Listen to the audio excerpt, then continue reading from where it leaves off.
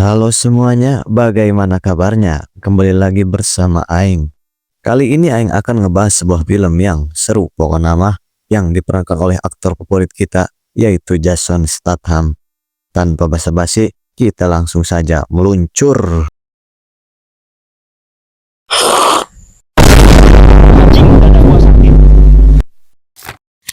Di sebuah tempat di Ukraina, sebuah tim penyusup bersenjata lengkap berhasil masuk ke dalam gedung dan menembak semua penjaga yang menghalangi jalan mereka. Mereka mencari-cari sebuah perangkat yang tampak seperti laptop, namun memiliki fungsi yang sangat berbahaya. Setelah menemukan perangkat itu, mereka segera mengambilnya dan melarikan diri.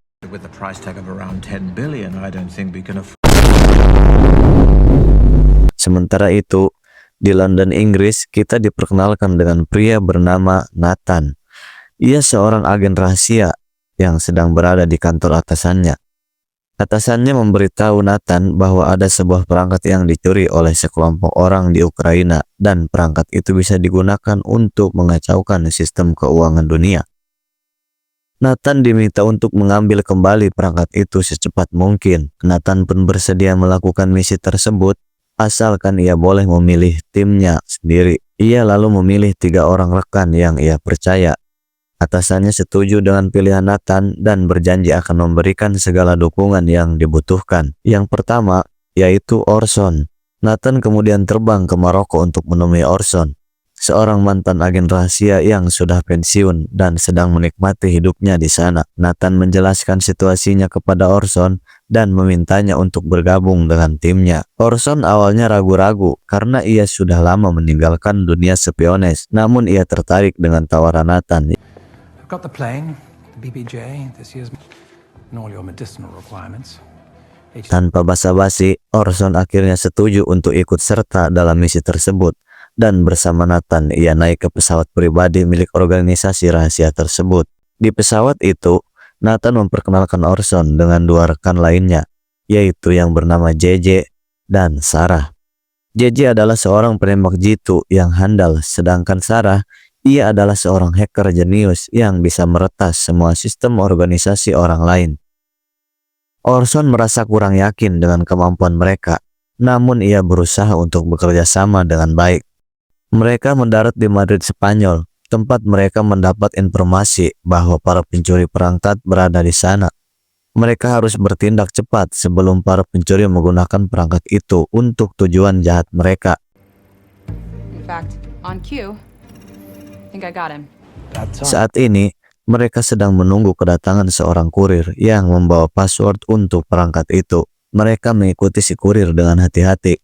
Namun, ternyata mereka tidak sendirian.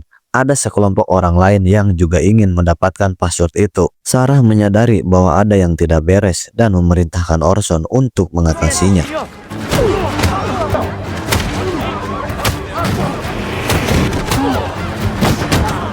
Mereka berhasil membawa pergi kurir, namun ternyata mereka masih diikuti dan dicegat oleh sekelompok orang yang sama. Kelompok mereka dipimpin oleh seorang bernama Mike. Mike ternyata adalah mantan teman mereka yang bekerja untuk orang lain. Nathan dengan cepat mengcopy semua data password itu sebelum Mike dan komplotannya membawa pergi si kurir tua yang terlihat ketakutan karena mengidap penyakit jantung. Namun sayangnya, tidak lama setelah berhasil mengcopy semua data, si kurir tua itu tewas di tempat itu.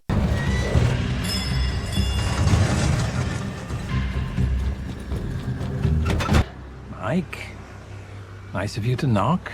Setelah mendapatkan password, Mike pun segera pergi. Sementara itu, Nathan dan timnya berlanjut ke skenario berikutnya. Nathan akan berpura-pura menjadi kurir untuk menggantikan pria tua yang tadi telah tewas. Tujuan dari aksinya ini adalah untuk mengetahui siapa pembeli sebenarnya dari password tersebut. Setelah berhasil berperan sebagai kurir, Nathan berhasil mendapatkan informasi tentang pembelinya. Orang yang memesan password itu ternyata bernama Ben, tangan kanan seorang ketua mafia. Namun tentu saja tidak mudah untuk bertemu dengan sang ketua mafia secara langsung. Untuk itu, mereka memutuskan untuk memanfaatkan bintang film, yaitu Danny Francesco, That being? Danny Francesco. yang merupakan idola sang ketua mafia. Setelah tiba di LA, mereka mengetahui bahwa Danny saat ini sedang dalam pesawat pribadinya bersama manajernya. Orson pun datang dan meminta baik-baik bantuan dari Danny. Awalnya Danny menolak karena Orson bukanlah orang yang dikenalnya. Namun, Orson mengancam akan mengungkap skandal perselingkuhannya Danny. Please calm down. There's a sensitive and awkward situation you probably shouldn't have filmed. Sister-in-law? Yes, Danny. Akhirnya, Danny setuju untuk membantu Orson. Mereka berencana menghadiri acara amal yang diselenggarakan oleh ketua mafia. Tak lama setelah tiba di pesta, Danny sang bintang film langsung mendapatkan perhatian dari ketua mafia, yaitu Greg. Look at you, the one and only, the legend. You're very kind. No, I'm Greg Simmons, and Danny memperkenalkan Sarah sebagai kekasihnya yang bernama Michaela. Ternyata, Greg sangat kagum dengan idolanya yang hadir di pestanya.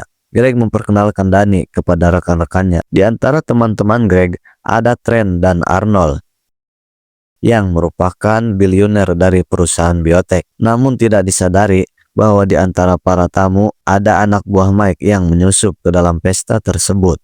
JJ dan Nathan yang sudah menyadap CCTV segera memberitahu Orson untuk mengambil tindakan. There is a limit.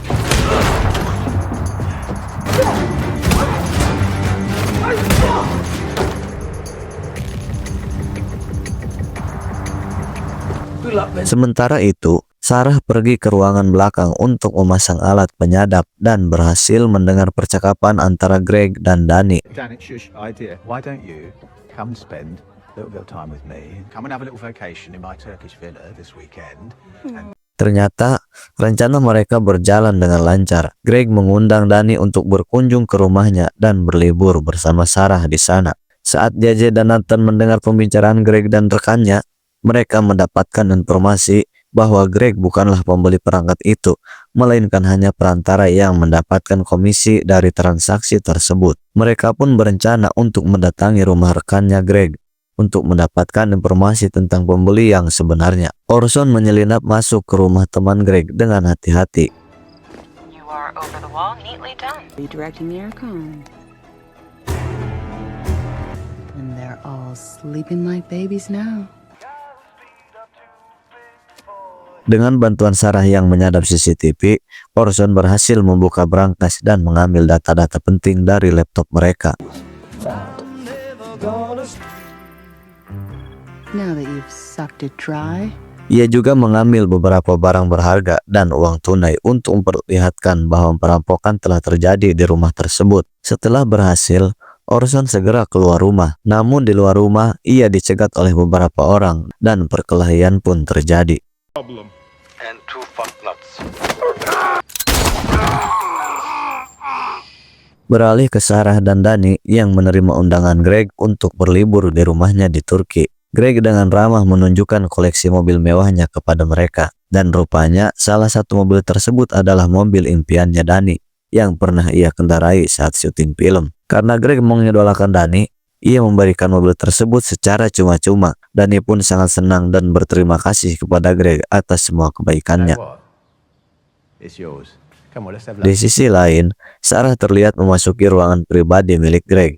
Ia berniat untuk meretas komputernya untuk mencari tahu siapa pembeli perangkat tersebut. Namun, setelah memeriksa komputer itu, Sarah menyadari bahwa Greg bukanlah mafia besar. Dia hanya seorang pebisnis senjata yang tidak memiliki informasi apapun yang mereka cari. We've got it wrong. See for yourself. Nathan pun menyimpulkan bahwa mereka salah orang dan segera menghubungi Orson untuk berkumpul di markas. Namun, Orson saat ini sudah terlanjur mengikuti Ben, yaitu tangan kanan Greg. Orson ingin menggali informasi lebih dalam tentang siapa pembeli perangkat itu, sehingga ia terus mengikuti Ben dengan menjaga jarak. Keberadaannya pun akhirnya disadari oleh Ben. You're absolutely right. Thank you.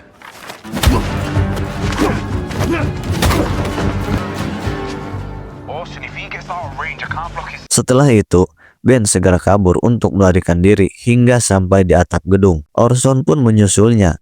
Namun tiba-tiba, Ben menyerangnya dari belakang.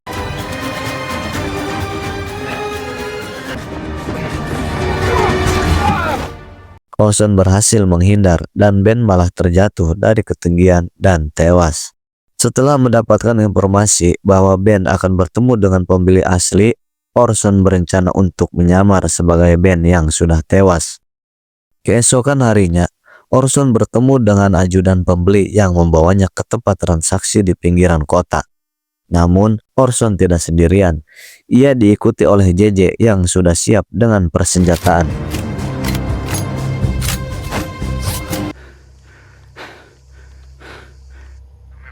JJ pun melindungi Orson saat ia sedang memasang alat komunikasi dan bersiap-siap untuk bertemu dengan pembeli. Akhirnya, pembeli itu datang dan meminta password untuk membuka perangkat yang ia beli. Orson yang menyamar sebagai Ben menelepon Greg untuk meminta password.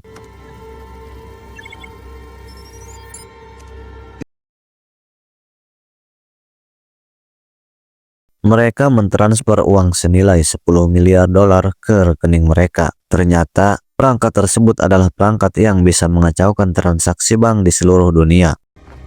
10 billion.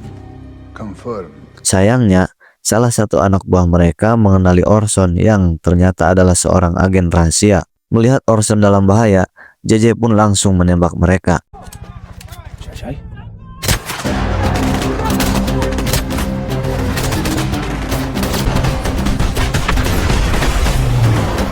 Ternyata, Mike dan para anak buahnya datang menyerang mereka dengan helikopter. Sementara di rumahnya, Greg, Sarah, dan juga Danny berniat untuk kabur dari rumah itu karena mereka menyadari penyamaran mereka akan segera terbongkar. Melihat mereka kabur, Greg pun memerintahkan anak buahnya untuk mengejar mereka.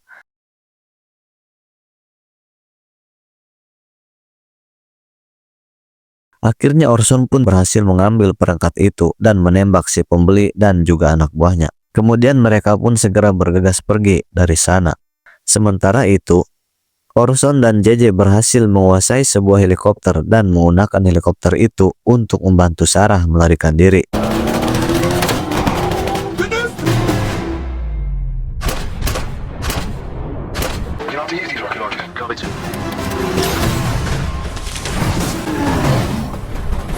Setelah berhasil lolos, Orson kemudian mengajak mereka untuk kembali ke tempat Greg. Mereka berencana untuk mengajak Greg bekerja sama untuk mendapatkan perangkat itu kembali. Who's your buyer, Greg? I never reveal my buyers. You remember Trent and Arnold? Would you care to meet Trent and Arnold? The biotech billionaire friends? Greg kemudian mengatakan jika pembeli yang sebenarnya adalah dua orang temannya di pesta waktu itu, ya, Trent dan Arnold, mereka yang memiliki rencana untuk mengacaukan transaksi perbankan dunia, sehingga mereka bisa mengambil uang yang mereka inginkan. Greg pun akhirnya mau untuk bekerja sama. Sarah menerbangkan drone untuk melihat situasi di luar, sementara Orson bertugas untuk menghabisi semua penjaga di sana, dan JJ bertugas menembak para penjaga dari jarak jauh.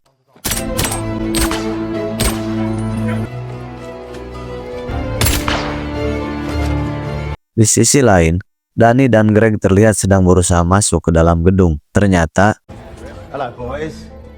Hello. Now, you remember those two, don't you, Trent and Arnold? And one of Greg mengatakan bahwa jika dia ingin dibayar untuk perannya sebagai perantara transaksi itu, dia juga mengancam keluarga Trent dan Arnold. Greg bahkan meledakkan gedung-gedung di seberangnya dengan rudal yang dia miliki. do that again. In 3, 2, 1. Danny dan Greg kemudian pergi dari tempat itu setelah sebelumnya mengancam bahwa jika dalam 5 menit belum ditransfer, dia akan meledakkan gedung itu juga. Trent dan Arnold pun ketakutan dan langsung mentransfer bayaran yang diminta Greg. Mereka tidak lagi menuruti kata-kata Mike yang menganggap semua itu cuma gertakan saja. Mike yang marah menyuruh anak buahnya untuk menghabisi semua orang di sana. Orson pun tiba di tempat itu. Setelah menghabisi para penjaga, Orson pun dengan mudah berhasil menghabisi Mike dan mengambil perangkatnya. Good boss. Orson, behind you. In 3, 2, 1. You can have it. Beberapa hari kemudian, mereka mendatangi Nathan yang berada di Qatar dan menyerahkan perangkat itu, serta mendapatkan bayaran atas pekerjaannya. Nathan mengatakan bahwa ia memiliki misi baru untuk mereka. Tetapi Orson mengatakan bahwa saat ini ia ingin berlibur dan tidak ingin diganggu. Ending yang sangat menghanyutkan. Pesan yang bisa kita ambil dari film ini, pesan naon yang beda dari kaditu lieur aing ge.